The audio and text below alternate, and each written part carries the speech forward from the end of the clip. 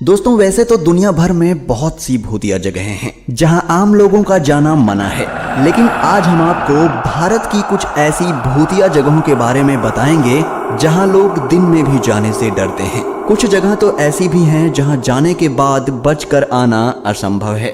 तो वाड़ा, महाराष्ट्र। मराठा पेशवा साम्राज्य के इस महल में एक राजकुमार की आत्मा आज भी भटक रही है और रोते हुए मदद के लिए आवाज देती है।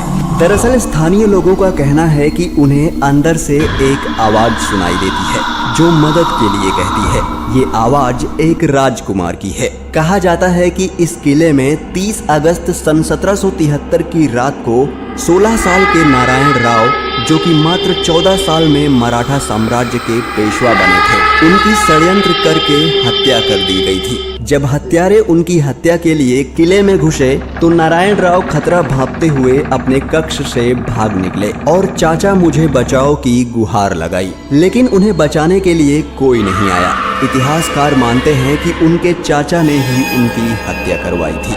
स्थानीय लोग कहते हैं कि अमावस्या की रात अब भी एक दर्द भरी आवाज आती है जो बचाओ बचाओ पुकारती है। अग्रसेन की बावली, दिल्ली। दिल्ली में बनी अग्रसेन की बावली को भला कौन नहीं जानता।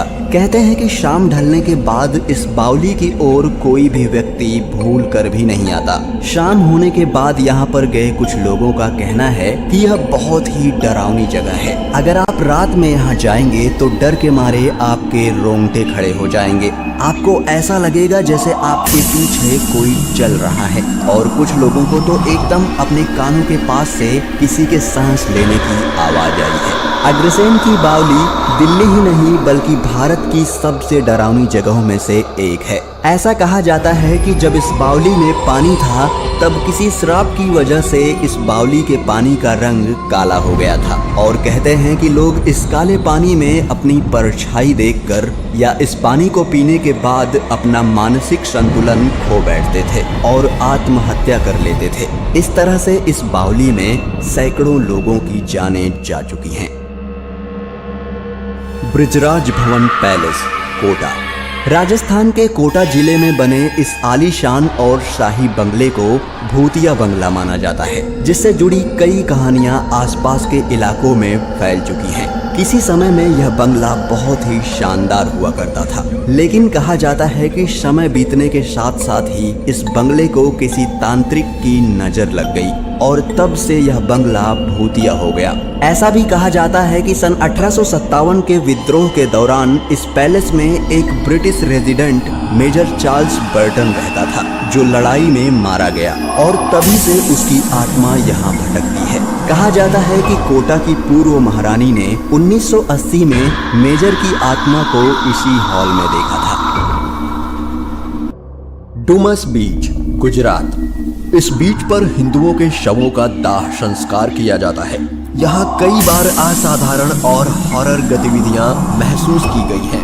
यहाँ आने वाले लोगों को अजीब अजीब आवाजें सुनाई देती हैं, जबकि आसपास कोई नहीं होता। ऐसा माना जाता है कि इस क्षेत्र में हर ओर मरे हुए लोगों की उपस्थिति रहती है।